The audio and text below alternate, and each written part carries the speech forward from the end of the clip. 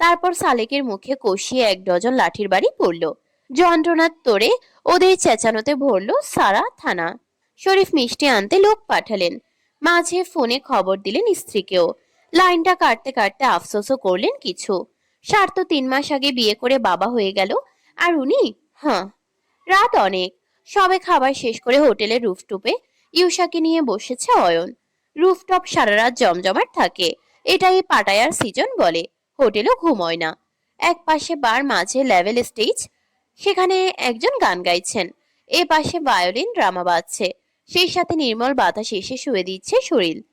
ইউষার এত ভালো লাগছিল, আবার একটু একটু অস্বস্তিও হচ্ছিল এখানকার মেয়েগুলোকে দেখে। কি ছোট ছোট জামা কাপড় পরেছে, লজ্জাও লাগে না? সব তো দেখাই যাচ্ছে।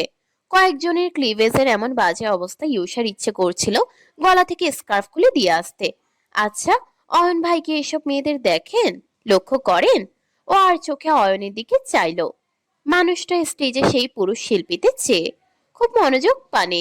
সামনে অসংখ্য মেয়েদের রেখেও স্বামীর চোখ এক পুরুষে আটকে। গর্বে হাতে চাঁদ পাওয়ার মতো আনন্দ হলো ইউষার। হাসলো মেয়েটা। তখনই গান শেষ হয়, করতালি বাজে। কিছুক্ষণ বাদে সাথে 2 জন লোক নিয়ে হোটেলের ম্যানেজার আসেন। হাসি হাসি মুখে 2 হাত তুলে সবাইকে শান্ত হতে বোঝালে তালি বাজানো থামালো সকলে। ভদ্রলোক বৈদেশিক ভাষায় বললেন, এখানে আপনারা অলমেট হানিমুন কাপেল। আপনাদের হানিমুন সময়টাকে আরও উপভোগ বা মজাদার করতে আমরা একটা গেমের আয়োজন করেছি। সবাই অংশ নেবেন নিশ্চয়ই। স্ফূর্ত লোকজন সবাই ইয়েস ইয়েস বলে শোরগোল তুলল। ভদ্রলোক বাঁ হাতে একটা কাচের জার দেখিয়ে বললেন, এখানে চিরকুট আছে, প্রতিটাতে কিছু না কিছু লেখা। কাপলদের মধ্যে থেকে একজন করে তুলবেন, যা পাবে তাকে সেটা করতে হবে, আর করতে না পারলে কিছু শাস্তি পেতে হবে, যা পরে দেখাবো। আরো একবার উচ্ছ্বাসের জায়গা ফেটে পড়ল। ইউষা বলল, বাহ, মজার খেলা তো, তাই না? হুম হুম ভদ্রলোক সবাইকে বিনয়ের সাথে স্টেজের কাছে ডাকলেন। চপল পায়ে গিয়ে ভিড়ল সকলে। ইউষা তাকালো অয়নের পানে, যাবে কিনা। মেয়েটা দৃষ্টিতে পরিষ্কার যেতে চায়, অয়ন তাই মানা করলো না। ঠোঁটে হাসি টেনে উঠে দাঁড়ালো। ইউষা খুব খুশি হয়ে সঙ্গ নিল তার। স্টেজের কাছে ইতোমধ্যেই বড় জটলা বেঁধেছে, জুটি জুটি করে দাঁড়িয়েছে সবাই। ইউষা ও অয়নের বাহু ধরে দাঁড়ালো। প্রথমে এক নাইজেরিয়ান দম্পতিকে চিরকুট তুলতে বলা হলো। পুরুষ লোকটি তুলে ম্যানেজারের হাতে দিলেন। ভাঁজ ফেলে তিনি পড়লেন, আ রোমান্টিক্স কাপল ড্যাশ টু ফরেন মিনিস্টার। সবাই হৈ হৈ করে হাততালি দিল। 2 জন দুজনের দিকে চেয়ে হাসলো মিষ্টি করে। পুরুষ লোকটি হাত বাড়াতেই সে হাত ধরলো মেয়েটা। সাউন্ড সিস্টেমে গান পরিবর্তন হলো। একটুখানি জায়গা ফাঁকা হতেই গলা কোমর জড়িয়ে নাচলো 2 জনে। 3 মিনিট পর আবার আরেকজনের পালা আসে। এভাবে এক এক দম্পতি এক এক লেখা পায়। কারো এলো বেলুন দিয়ে ইউনিক ভাবে প্রপোজ করে দেখানো, কারোর এলো স্ত্রীকে ডেডিকেট করে গান গেয়ে শোনানো, কারোর পড়লো 1 সেকেন্ডে স্বামীর শার্টের সব বোতাম খুলতে হবে, কারো এলো প্রথম দেখা হওয়ার মুহূর্ত অভিনয়ের মাধ্যমে দেখানো, কারোর এলো একে অন্যের দিকে 5 মিনিট চোখের পাতা না ফেলে তাকিয়ে থাকা। একটা সময় পালা এলো ইউষাদের। ম্যানেজার যখন ওদের 2 জন থেকে একজনকে ডাকলেন, ইউষা মুখ তুলে আস্তে করে বলল, তুমি যাও না। অয়ন মানা করলো না, এগিয়ে গেল। না ঘেটে একটাই কাগজ তুলল সে। ম্যানেজার নিলেন। ভাঁজ মেলতেই ঠোঁটের হাসিটা বেড়ে গেল তার।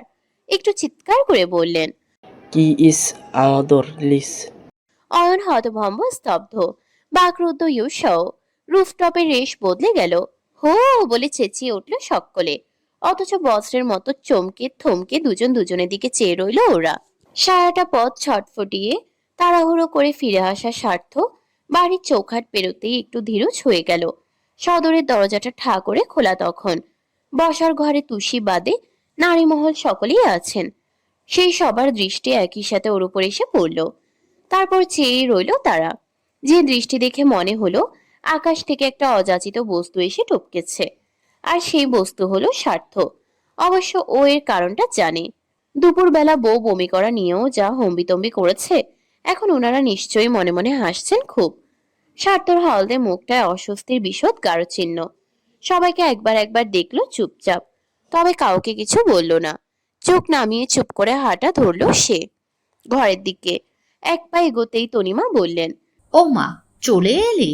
আম্মা না মাত্রই ফোন করেছিলেন, তুই এত তাড়াতাড়ি এলি কেন? স্বার্থ একটু থমকায়, কিছু না বলে আবার হাঁটা ধরে। মাও মজা নিচ্ছে এখন। তার ঝটপটে গতি দেখে জয়নব বললেন, দাঁড়াও দাঁড়াও, একটু দাঁড়াও দাদু ভাই। স্বার্থ দাঁড়িয়ে গেলেও অস্বস্তি অস্বস্তি ভাব করে চাইলো ঘুরে। গোটা শক্ত চেহারায় এক প্রস্থ জড়তা, কিন্তু বুঝতে দেবে না বলে খুব স্বাভাবিক থাকার প্রয়াস করে বলল, কিছু বলবে? অবশ্যই বলবো, কত কিছুই তো বলতে চাই, তোমার ওই সময় হয় না। হাহ, আমরাও যদি তুষির মতো হতাম, তাহলে কতজন আমাদের জন্য কত কি করতো, তাই না হাসনা আপা? হাসনা দাদি জোরে জোরে মাথা নাড়লেন। কথার সাথে বড়সড় আকারের সহমত তিনি। বাকি দুই মা হাসলেন ঠোঁট টিপে। স্বার্থ এদিক ওদিক চেয়ে বলল, কি বলবে দিদুন? কেন, তাড়া আছে তোমার? অবশ্য তোমার চেয়ে সবেতেই খুব তাড়া, তার প্রমাণ আমরা হাতে নাতে পেয়েছি। খুক খুক করে কেসে উঠল স্বার্থ। রেহেনুমা হাসিটা খুব কষ্টে চেপে একটু উদ্বেগের ভান করে বললেন। পানি খাবি, পানি খাবি? স্বার্থ মাথা নাড়ল। জয়নব বললেন, তখন তো পুরো কথা না শুনেই কল কেটে দিলে। বৌমাদের কাছ থেকে শুনলাম দুপুরে নাকি খুব চোটপাট করে গিয়েছো। আমরা সবাই মিলে নাকি তোমার বউকে অসুস্থ বানিয়ে দিয়েছি। তা দাদু ভাই, এবার নিশ্চয় বুঝেছো তুষির অসুস্থতার পেছনে তোমার হাতই সবচেয়ে বেশি। এবার স্বার্থ কেসে উঠল প্রবল গতিতে। এদিক ওদিক দেখতে দেখতে ব্যস্তভাবে বলল। আসে। তারপর একদম ধূপধাপ পা ফেলে সিঁড়িতে উঠে গেল সে। টের পেল পেছনে নারীদের হাসাহাসির শব্দ। ও চোখটা বুঝে চসূচক শব্দ করলো। সবাই বাগে পেয়ে আচ্ছা মতো মজা নিয়ে নিল। জয়নব হাসতে হাসতেই মুক্তশ্বাস ফেললেন, বললেন, ভাবলেই অবাক লাগে, 2 দিন আগেও এই বসার ঘরে দাঁড়িয়ে বলছিল এ মেয়েকে বউ মানবে কে, আর আজ আজ মুখে ত উচ্চারণ করলেই লাফিয়ে প্রশ্ন করছে তুষি ঠিক আছে? তনিমা হেসে বললেন। সবই ভালোবাসা আম্মা, সবই ভালোবাসা। রেহেনুমা বললেন, দোয়া করি ওদের এই ভালোবাসা সারা জীবন অটুট থাকুক। তুষি বসে বসে বাদাম ছিলে খাচ্ছে। পরনে একটা জলপাই রঙের সুতির জামা। ওড়নাটা পড়ে আছে পাশে। ঘরে এসি আছে, কিন্তু তাও গরম লাগছে ওর। মা বলেছেন অন্তঃসত্ত্বা মেয়েদের গরম বেশি বেশি থাকে। তুষিও টের পাচ্ছে ব্যাপারটা। এত হাত পায়ের তালু ঘেমে যাওয়া গরম ওর কখনো লাগেনি। এদিকে বাড়িতে ওর প্রেগন্যান্সির খবর ছড়িয়ে যাওয়ার পর থেকে খাবার দাবারে কামড়া ভরে গেছে। রোজই কিছু না কিছু এনেছেন বাবারা। ডিম খেতে হচ্ছে, দুধ খেতে হচ্ছে। এই বাদামগুলো মিন্তু দিয়ে গেল, দিদুন পাঠিয়েছেন। বিষাদ মুখেও ভালো লাগছে খেতে। তুষি টিভি দেখছিল, কেবল কেবল কানেকশন ফেলে ইউটিউবের একটা পুরনো খবর দিয়ে রেখেছে। সার্থকে দেখা যাচ্ছে সেখানে। ইউনিফর্ম পরা, মাথায় পিক ক্যাপ ছেলেটার। এক খুনের বিবরণ দিচ্ছিল মাইক্রোফোনের মিডিয়ার সামনে। সে যখন কথা বলে তুষি সব বলে চেয়ে রয়। সার্থর বাচন ভঙ্গি, চোখে মুখের ভঙ্গিমা মন দিয়ে দেখে। পরপর দীর্ঘশ্বাসে ফেপে ওঠে বুক। সার্থ এসেছিল দুপুরে, অথচ দুদণ্ড কথাও হলো না। মন ভরে তাকে ছুতেও পারলো না। কেন যে তুষি ডিম মুখে দিয়েছিল? না হলে ও বমি করতো, না অজ্ঞান হতো না। এখন মানুষটা কোন কালে ফিরবে? কখন দেখা হবে আবার? তুষি অনেকগুলো বাদাম ছিলে হাতের তালুতে নিল, মুখের সামনে ধরে ফু দিল। উড়ে যাওয়া বাদামের লালচে আবরণ সাথে সাথে চোখটাও গিয়ে পড়লো দরজায়। আবরণ চারিদিকে ছড়িয়ে যায়, ফাঁকা হয় সামনেটা। আর সেখানেই ভেসে ওঠে কাঙ্ক্ষিত পুরুষের সুতনু মুখ। ঘরের দোরগোড়ায় দাঁড়িয়ে চেয়ে, দুটো হাত ট্রাউজারের পকেটে রেখে ঘাটটা একটু কাত করে ঠোঁটে নিঃশব্দ হাসি ঝুলিয়ে চেয়ে আছে স্বার্থ, যার ঘোলাটে কামুক চাউনিতে তুষির বুক ভীষণ জোরে ধক করে উঠল। তড়াক করে খাট থেকে উঠে দাঁড়ালো ও, স্বামীর কাছে ছুটে যাওয়ার জন্যে। অথচ এক পা এগোতেও পারল না। তক্ষুনি লম্বা কদমে এগিয়ে এসেই স্বার্থ ওকে সহ শুয়ে পড়লো বিছানায়। তুষি হক চকালো কিছুটা, পিঠ গিয়ে পড়লো নরম কোমল তোষকে। শ্বাস নেওয়ার আগে শরীরের উপর ওই ভারী শরীর আর তাকানোর সাথে সাথে স্বার্থর প্রথম চুমুটা পড়লো তার কপালে। এরপর দুই চোখে, নাকে, দুই গালে, ঠোঁটে, থুতনিতে, গলায়, বুকে চুমু দিতে দিতে স্বার্থ যতক্ষণ না ক্লান্ত হলো ততক্ষণ মেয়েটাকে যেন ভাসিয়ে দিল সে। স্বামীর এত অস্থিরতায় হেসে ফেললো তুষি, বলল, হয়েছে তো।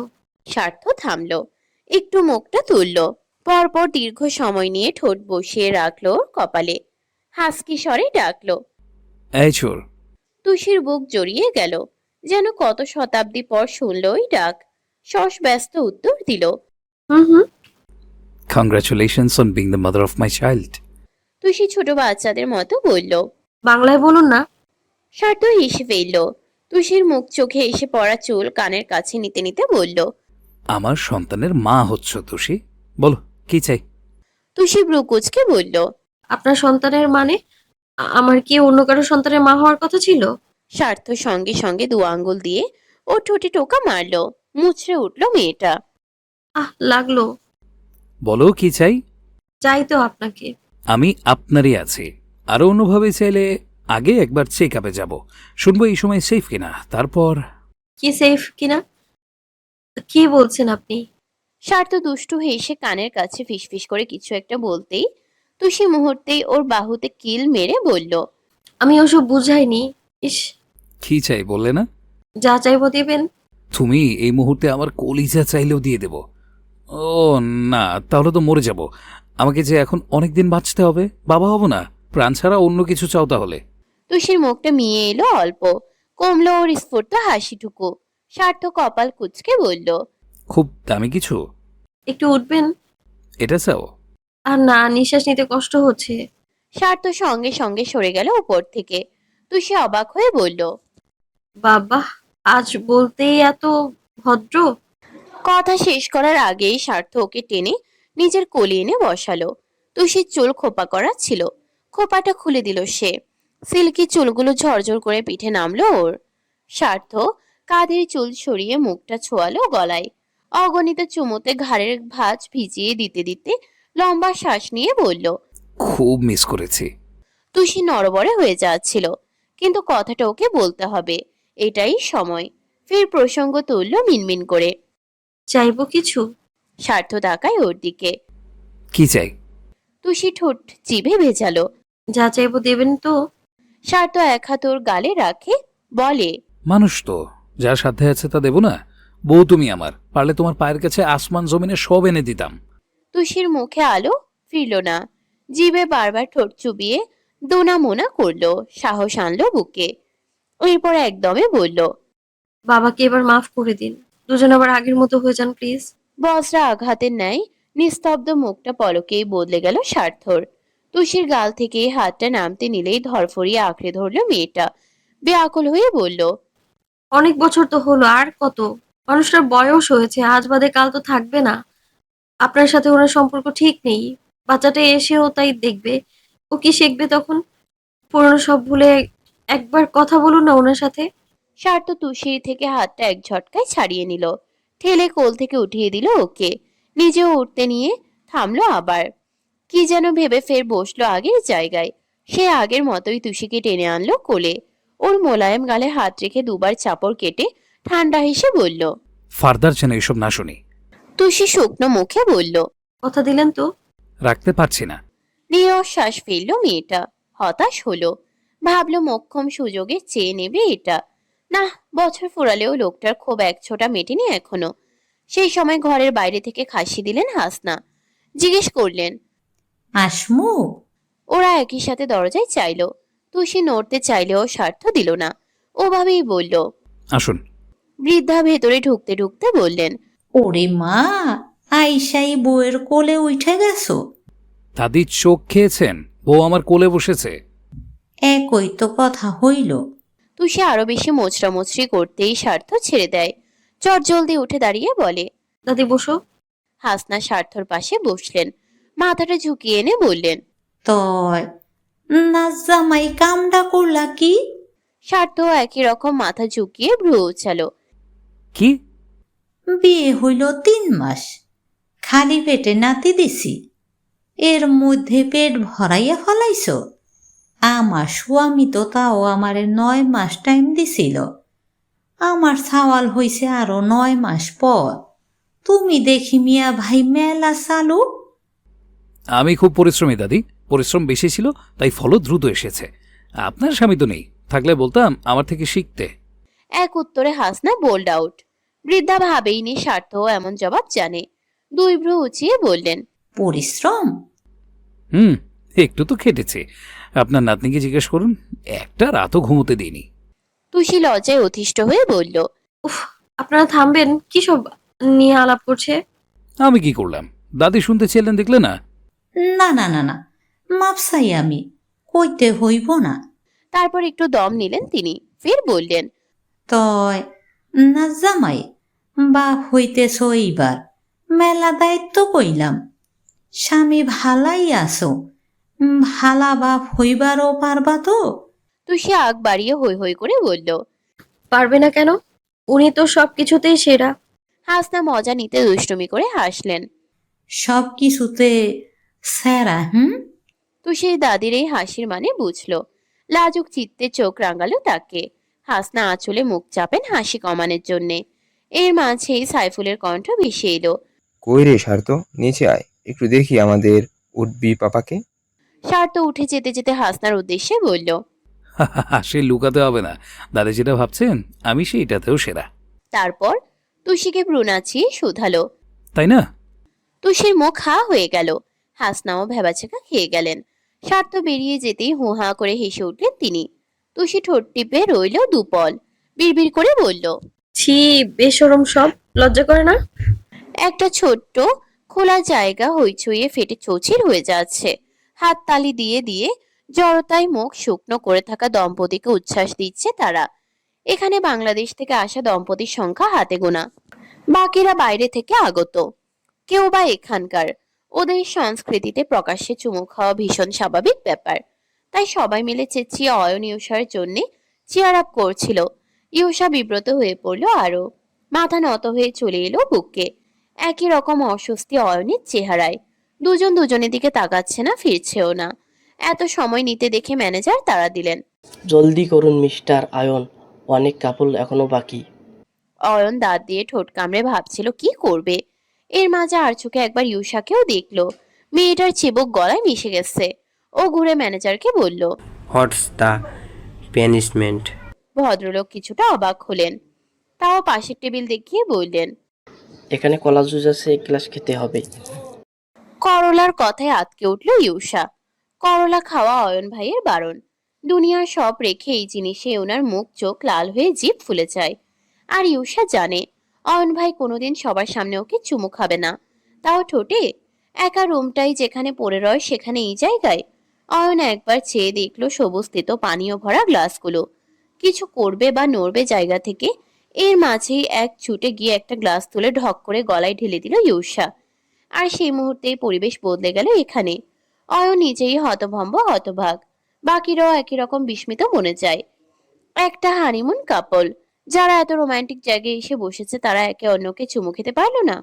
ইউষা ভেজা মুখটা উল্টো হাতে মুছতে মুছতে বলল, ডান। ইউ আর ফ্রেন্ড বাট ডান। তারপর পাশ ফিরে চাইল সে। অয়ন মুখ হয়ে চেয়ে আছে। চোখাচোখি হতেই মাথা নামিয়ে শ্বাস ফেলল সে। ইউষা এসে বলল, চলো, এখানে আর ভালো লাগছে না। মেয়েটা হাঁটা ধরলো সামনে। অয়ন বিরস মুখে পেছনে আসে। এক ঝাঁক বেদনায় ওর মুচড়ে উঠে সব শুধায়। কেন করলি এটা? ইউষা পায়ের গতি বাড়িয়ে বলল, তোমাকে বাঁচিয়ে দিলাম। অয়নের মুখ চোখ ঝিম মেরে গেল।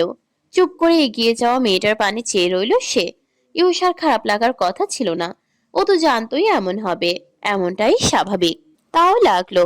গলায় এসে ভিড়ল কিছু চাওয়া কিছু না পাওয়া। এমন প্রকাশ্যে না হোক, অন্তত বদ্ধ চার দেওয়ালেও কি অয়ন ভাইয়ের আদর ওর কপালে লেখা হয়নি? স্বার্থ নিচে নেমে দেখলো বাড়িতে মিষ্টি আনা হয়েছে।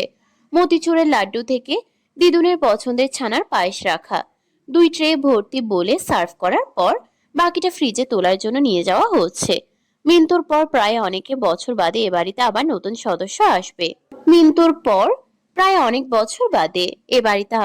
সদস্য আসবে। এ নিয়ে উৎসব যে লেগেছে তাতে কোনো সন্দেহ নেই। কিন্তু আজকের নতুন ব্যাপার হলো সোফায় মায়ের পাশে বসে থাকা নতুন কটা মুখ। রোকসানা, নাসির আর আইরিন এসেছে। স্বার্থ একটু অবাকই হলো। আইরিন কি মনে করে?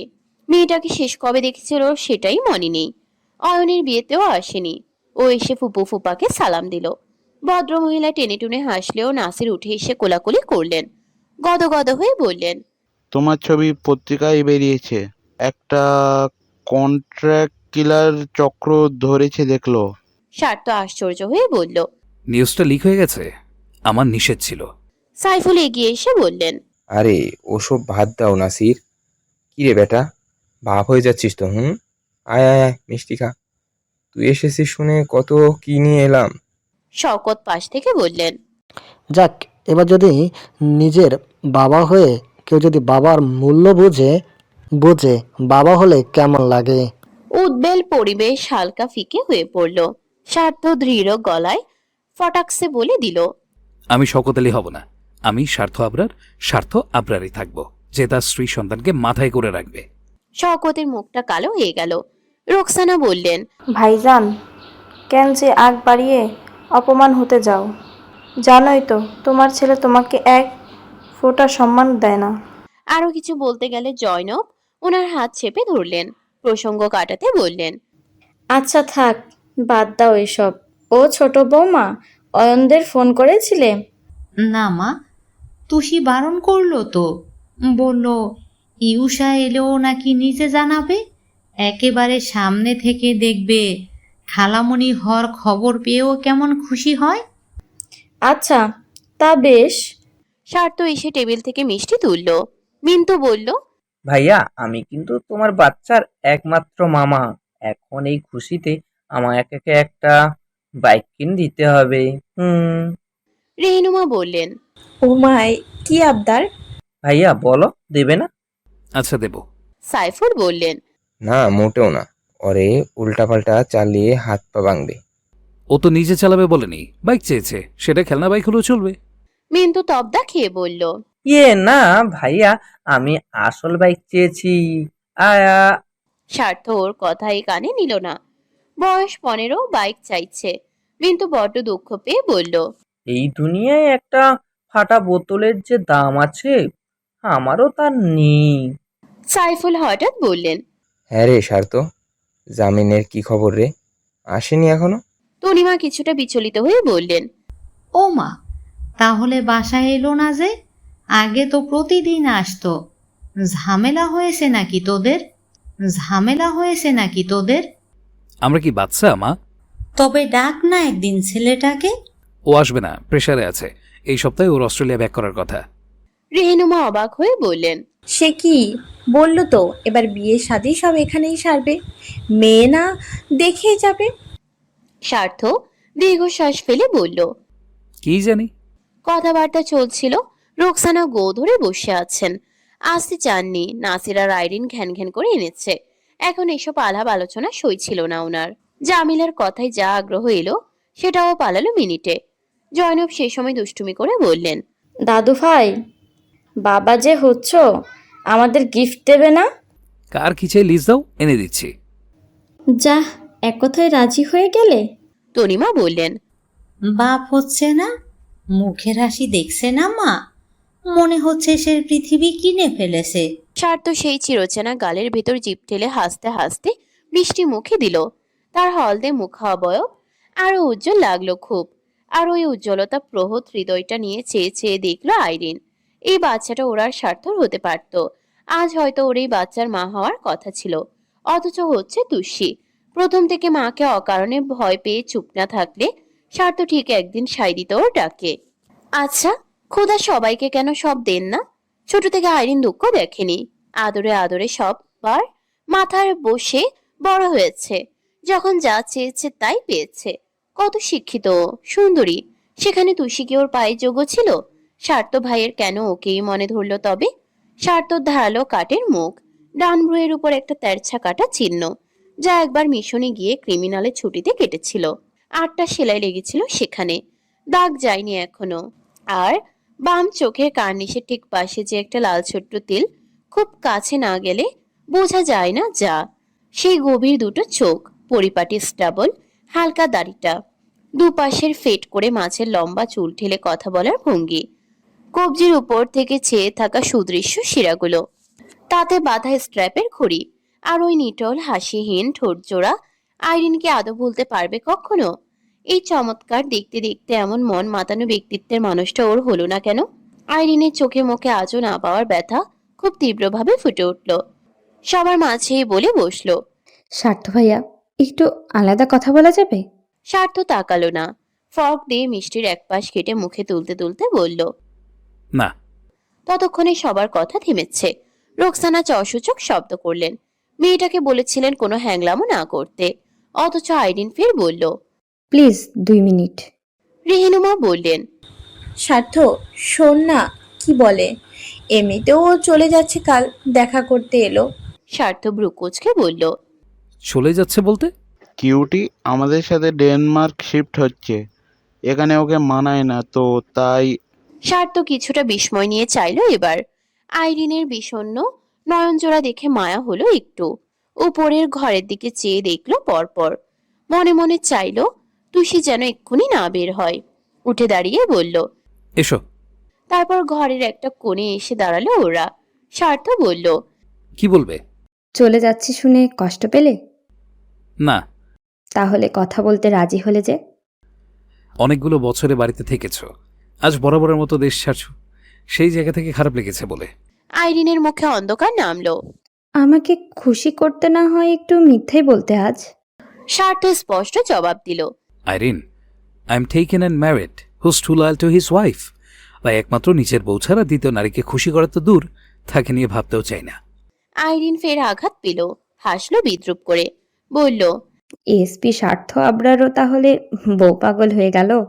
হয়নি, বানিয়ে ফেলেছে। তুমি কি বলবে বলো? খুব তাড়া তোমার, তাই না?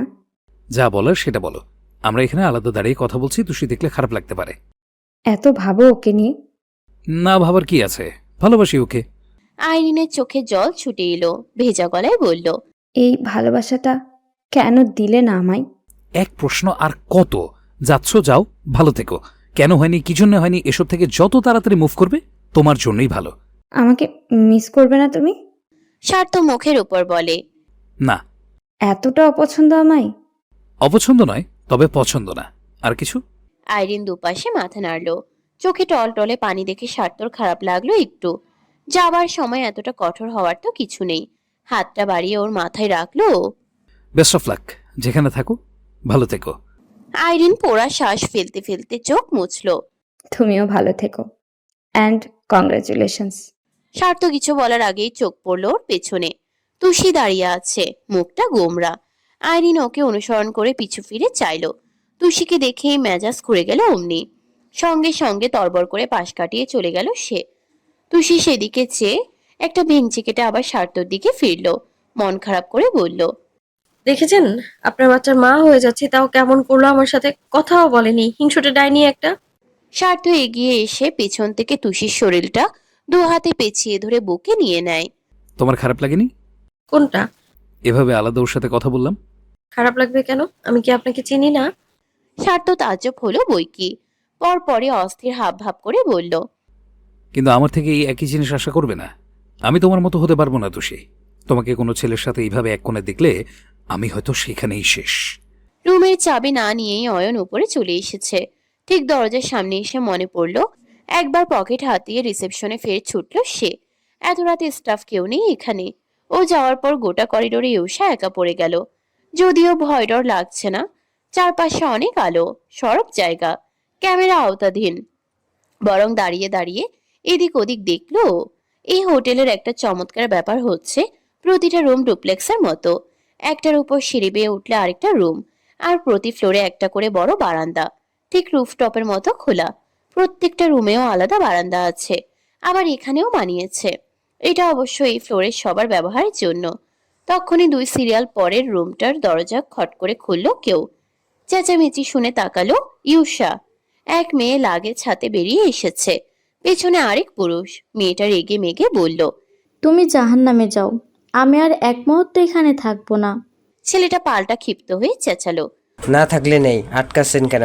এমনিতে সারাক্ষণ মাথা চিবিয়ে খাচ্ছে। তোমাকে বিয়ের পর আমার ফ্রিডম চলে গেছে। দুজনেই ফরেনার, চোখে মুখে আভিজাত্য। ইংরেজির এক একটা অক্ষর শুনে ইউষা বুঝতে পারলো এদের ঝগড়া লেগেছে। মেয়েটি বলল। হ্যাঁ, তুমিও তো চাইছো সুযোগ। আমি চাই তারপর তোমার কোনো পছন্দের মেয়ে এনে তুলবে। সারাক্ষণ তো ওইসব নিয়েই মজমস্তি করছো, আর আমি বললেই দোষ। আমিও এত অবলা নই যে তোমার পা ধরে থাকবো। থেকো না, আমি জাস্ট ফেড আপ হয়ে গেছি। তোমার থেকে রুচি উঠে গেছে আমার। এবার বন্ধ হোক, এসব বন্ধ হোক। বন্ধ কি? ডিভোর্স চাইছ? হ্যাঁ।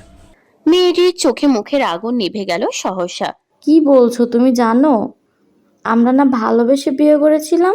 ভালোবাসা মাই ফুট। তোমার মতো ওভার পসেসিভ মেয়ের সাথে থাকা যায় না নাকি? যেখানে যাচ্ছিলে যাও, জাস্ট গো টু হেল্প।